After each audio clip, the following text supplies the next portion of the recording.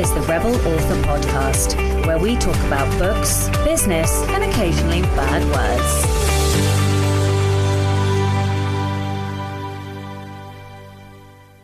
Hello, Rebels, and welcome to a bonus episode of the Rebel Author Podcast.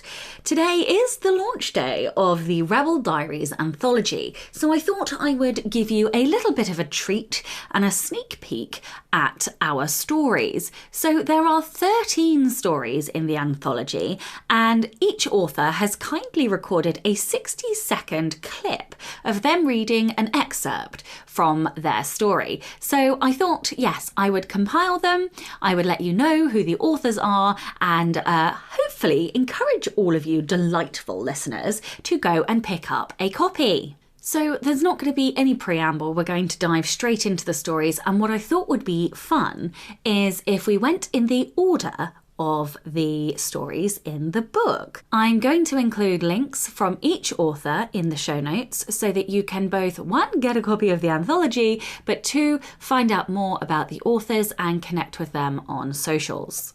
So very first up, we have Pearl's Tea by Scott Williamson.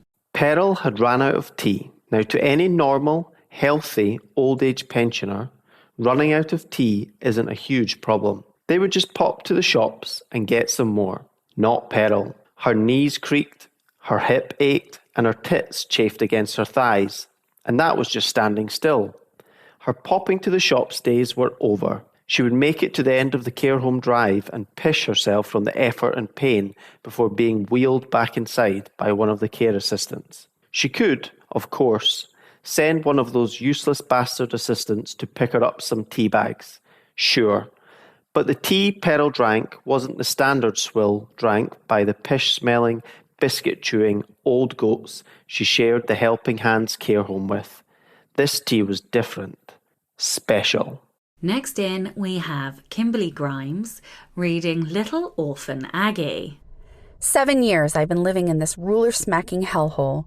Some girls don't mind it, but other girls, like me, can't wait to leave. I'm surrounded by cranky nuns and whiny brats. I ain't complaining too much. There's a solid roof over my head and half-decent meals 3 times a day. But still, there's got to be something better out there. A life where others are doing gratitude chores for me. I hate scrubbing toilets, washing windows, sweeping stairs, and whatever else the nuns think we should do for what they call gratitude time. What goop came up with, "Thank you for taking me in and not leaving me on the street. Gratitude chores" is beyond me. For the most part, I can tolerate all that bull. Everyone, young and old, has got to work for a living, right? What I hate the most about this orphan gig are the what the fuck not again weekends. Same thing every weekend. Next in is me, Sacha Black, with 15 Minutes of Fame. Calib Pryor was broke, horny, and about to lose his minimum wage radio station job. 2 of the 3 were problems, though which 2 he couldn't quite settle on. He could, however, solve one of them. He whipped out his phone and sent a text. Denise said they were dating and had been for 6 months, but Caleb was a lifelong bachelor and was insistent it was just sex. Denise, however, was equally insistent that if Caleb wanted to continue receiving blowjobs while she wore the lip-tingling gloss, then they were dating. Caleb rather rapidly agreed that they were, in fact, dating, though out of earshot he continued to claim his bachelor status anyway. It's safe to say that Caleb's best days were long gone. Despite his reality TV fame in the noughties 20 years on,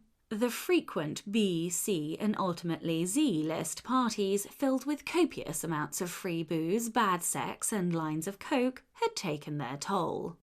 Next in, we have Helen Glynn Jones with A Bit of Both. Being a supervillain wasn't easy, not when new heroes seemed to appear every week. There was the upkeep of a lair for starters, all those locks and secret chambers and traps, not to mention how tough it was to keep sharks. And don't even mention the time the hyenas fell in the shark tank. Black Anvil closed his eyes, shaking his head. The assistant who'd left the gate open had followed the hyenas into the water. He'd seen to that. At least the sharks had been well fed that day. But then he'd had to get a new assistant and a new pack of hyenas, and the government tended to be a lot stricter about importing animals now, or paperwork this, and do they have enough food and water that. He thought of feeding the pompous official to the creatures, but he needed that rubber stamp. He rolled his eyes, floating higher. The clouds wreathed around him, cold fingers of mist caressing his skin, curling along the purple velvet, expensive but worth it, of his cloak, reminding him of how things used to be. Iron Maiden had arrived at his lair one night, a young, brash villain in the making. Next in, we have A.E. Kincaid with The Demon, the Hero, and the Forest of Arden. "So you're a demon, then?" he asked. The tone of his voice implied that he was hoping I would deny it. "Malgon Belroth Kiraneth, 15th of his name, Lord of the underworld suburb of Artifice on Leith, at your service," I recited, bowing deeply. My hero's eyebrows rose. "Impressive." "Thank you," I said, dipping my head slightly. The boy's brow furrowed. "But where's your tail? You just look like a fine gentleman to me." I pursed my lips. "I don't have one." "Why not?" "Because, okay?" It was a sore subject for me as it reflected a deficit in my overall level of evilness compared to other demons, something I hoped to change during this visit. I didn't like talking about it with anyone, and I certainly wasn't going to discuss it with this idiot, so I changed the subject. "So, you're a capital H hero, then?" He looked skyward as if the answer were written in the clouds. "Well, yeah, as of like an hour ago. My name's Reginald. Sir Reginald P. Ashtraddle now." Up next is L.F. Wham with The Book Thieves. Mel smiled. "So, Becca, what are we going to do?" "What do you mean?" "Well, I'm here for this book.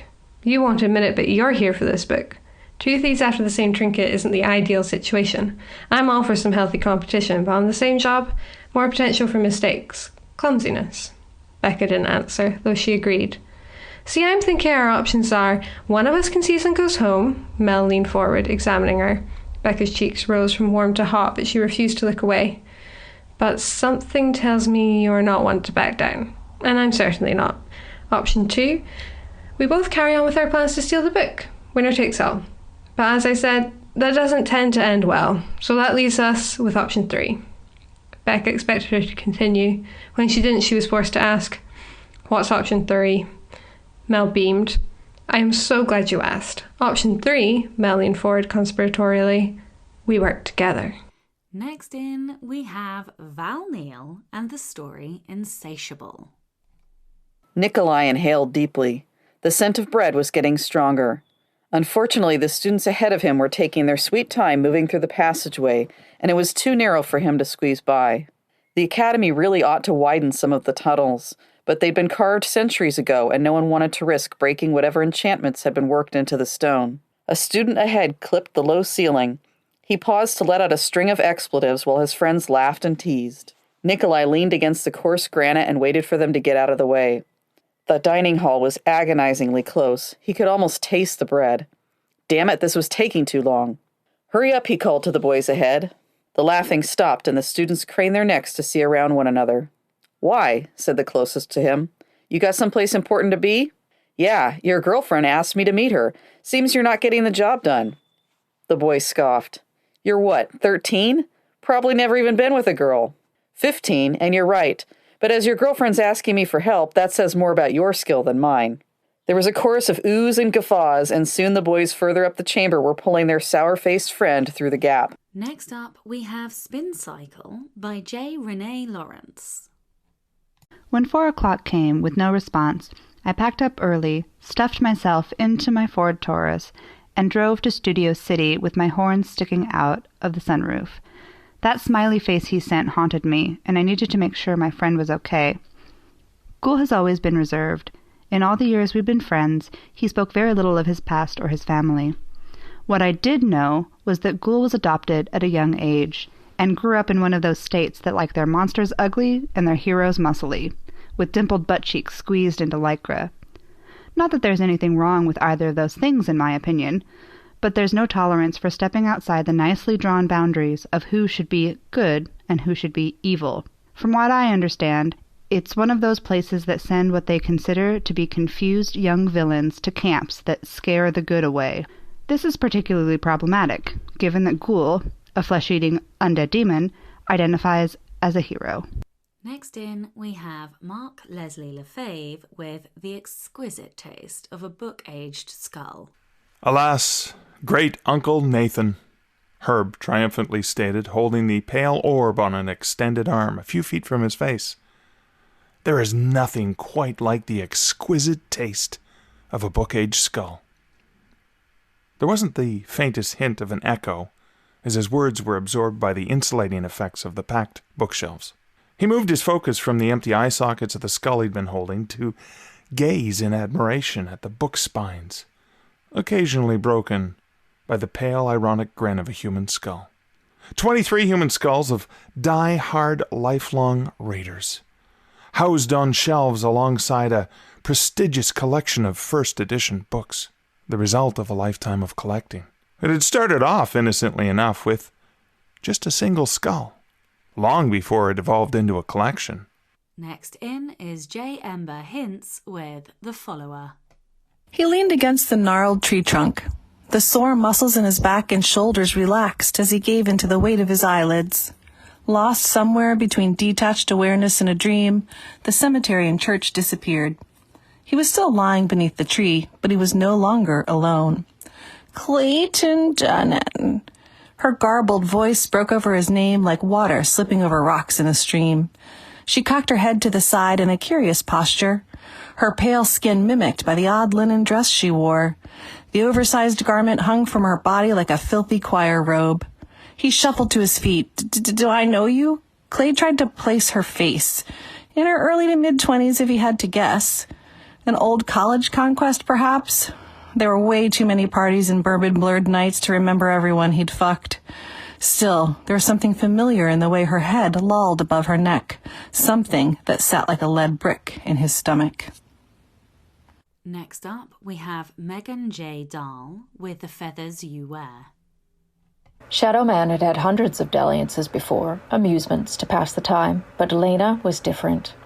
He loved her in a way he couldn't name, in a way that smacked of destiny, and despite his disdain for the word, he'd been drawn in. In 1,000 years, he'd never asked anyone to share his life, his strange existence, until now. But it seemed she had decided against the idea. He reached into his coat, pulled out a large engraved flask, and took a deep swig, feeling the burn work its way through him.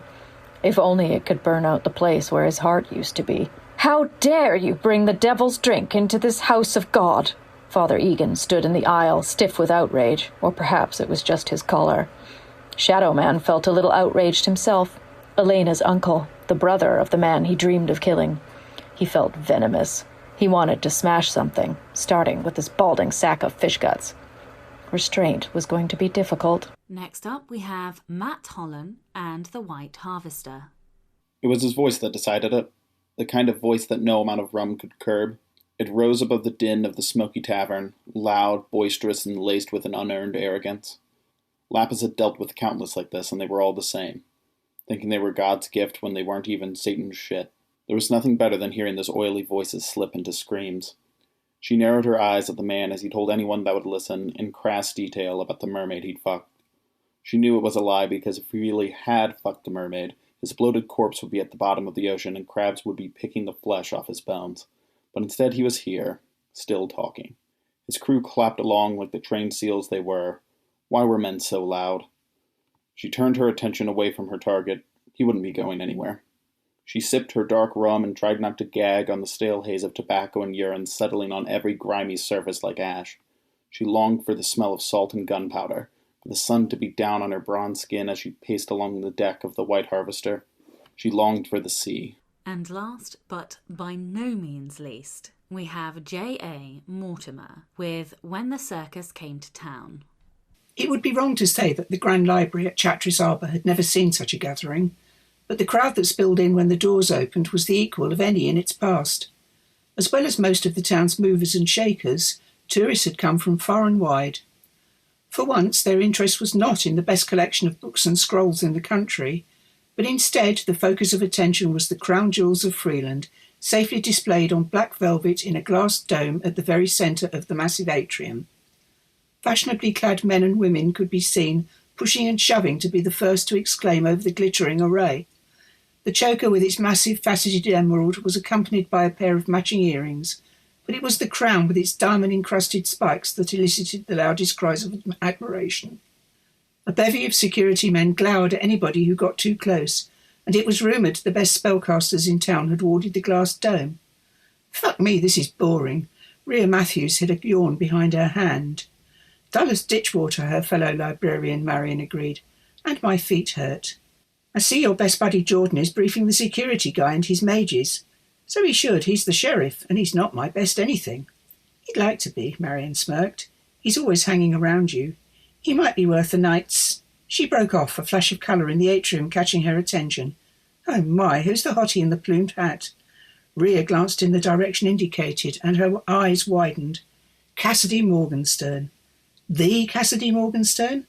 Look sharp, he's headed this way." Marion patted her bob of hair self-consciously. "You're a respectable married woman," Rhea reminded her friend. "A girl can look, can't she?" Okay, that is it for the 13 sneak peeks of each of the stories in the Rebel Diaries anthology. If one or all of the stories has piqued your interest, then I'm going to encourage you to go and grab yourself a copy of the anthology. You can do that using the links in the show notes or follow the link books2read.com/Rebel Diaries.